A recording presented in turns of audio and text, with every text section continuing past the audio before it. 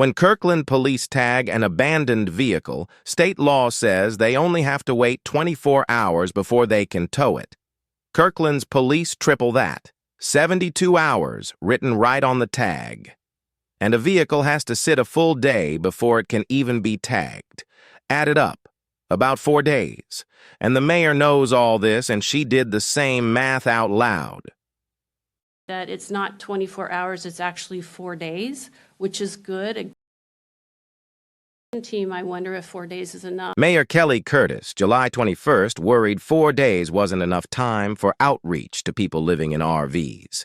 The person who answered is the city attorney, the official who actually sits in those cases.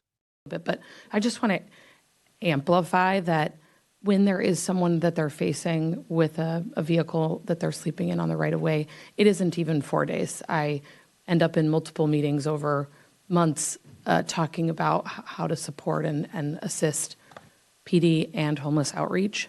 So it's never 4 days if someone's living in their vehicle. Never 4 days? Months? Now watch the mayor handle her own attorney's answer. I understand that, but with this tool, we can move them in 4 days. So, anyone else? Anyone else? Months of casework waved off like a wrong answer at trivia night. That exchange is the whole night in miniature, because this meeting had two kinds of people in it, people with jobs and people with feelings. Police brought one ordinance to fix a parking law from the 1980s. The city's memo, RVs on streets block sight lines and narrow roads in neighborhoods and school zones. Vehicle make it difficult for anybody to see the stop sign coming around the corner and around the RV. A stop sign you can't see, next to a school. And here's everything the current law lets police do about it. If the person moves it from that side of the street to the other side of the street, it's no longer abandoned. We have to start the process all over again with marking and tagging, right? And all it's done is displace the problem from here to there, whether that's across the street to a different neighborhood, whatever it might be. And so we end up just impacting more of our community negatively without having any recourse to address the behavior other than we tag it and they wait until it gets tagged and then they move it to another place and the process just starts all over again. And we continue to do this over and over again, kind of a cycle. Tag it. Watch it roll across the street. Tag it again. That's not enforcement. That's a treadmill. Trained officers doing paperwork laps around the same RV, 632 calls a year on a 6-year climb. The ordinance was the fix. Make the tag mean something so officers can stop chasing the vehicle and start working the case. Because that's the part they actually care about. Towing is their last resort, 16%. If someone's living in the vehicle, they bring in the HEART team, Human Services, the fire department, and work it for months. So, how often has all that patience failed? How many people living in a vehicle has Kirkland PD actually towed into homelessness? And we've been successful in that 100% of the time up until now. And we hope to continue to be that way. 100%. They have never impounded anyone's home, not once. That's what compassion looks like when it's your job instead of your talking point. That we go above and beyond trying to get a hold of them. And that's the chief of police. These are the hard-working, compassionate public servants of Kirkland, the people certain members of the council spent the next hour protecting the city from. Councilmember Amy Falcone had just heard all of that. Here's what she did with it. That I don't have enough information to move forward with this tonight. Was she even listening? The information was in the packet, 6 years of data, a legal analysis, the redlined code. But sure, what information was missing?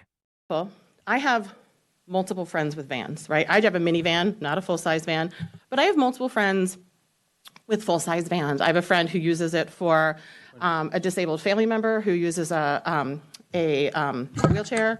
I have it for, I know somebody who has a lot of children who uses it, and I know somebody who has a nice camper van. And they're all the same size. I mean, I haven't measured them, but I've seen them all, and they're all about the same size. She hasn't measured them. Nobody asked her to, because 2 of those 3 vans were never covered. The ordinance only reaches vehicles built for sleeping. The wheelchair van, legal. The minivan, legal.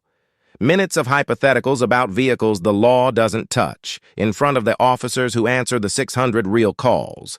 And then 14 minutes after the lieutenant explained the stop sign, she asked, What is the safety issue here that we're trying to address? "What is the safety issue we're trying to address?" The stop sign, the school, that one, and the mayor's contribution to the evidence. And I don't want to impound their home and force them to be living on the street. A legitimate concern. Let's look at the record. How many times has that happened? 0. The scenario she's guarding against has never happened here. Her own police department, city attorney's office, and HART team are batting 100%. But by now, the debate wasn't about the hazard. The room had moved on to its favorite subject.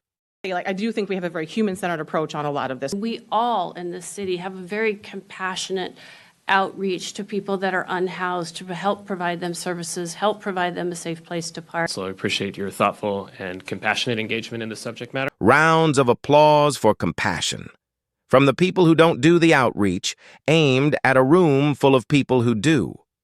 And what was the actual ask here? Take the department with the perfect record and take away its judgment. Write a rule for every scenario. The mayor was drafting one live from the dais. And it may be that we create a policy that if someone is unhoused and they're living in their RV, that we provide them a 7-day grace period so that we can do the outreach. A written grace period for this case. Presumably a clause for the next case, a subsection for every scenario, and a flow chart for every street. There's a word for that. Micromanagement. And the police had already explained 5 minutes earlier why it can't work. You can't write policy to meet every specific situation because they're endless, though. There's all kinds of different circumstances. Endless circumstances are what discretion is for, and this department's discretion has a scorecard. Triple the state's notice, months of outreach, 0 homes towed. The rogue police state certain council members are guarding against isn't hiding in this ordinance. It isn't hiding anywhere. It's imaginary. They spent an hour protecting Kirkland from a problem that doesn't exist, instead of listening to the people sitting right in front of them. One council member kept it simple. I do think we need to have the laws on the books to address the most egregious situations when those arise. Laws for the worst cases. Trust for the people with the perfect record. That's the whole ordinance. Instead, no vote. Sent back to staff, the people who were already doing the job. So the stop sign is still hidden. The officers are still doing paperwork laps. An hour of talk and nothing moved. Which brings back the question from earlier. Was she even listening? Was either of them? The facts were in the room. The experts were in the room. Maybe they were listening to the voices in their heads, the ones writing their campaign ads for 2027. And tomorrow morning, the calls keep coming. Because remember how this works. Nobody is out hunting RVs. At almost all of these calls, we are reactive, right? This isn't proactive police work. Your neighbors call.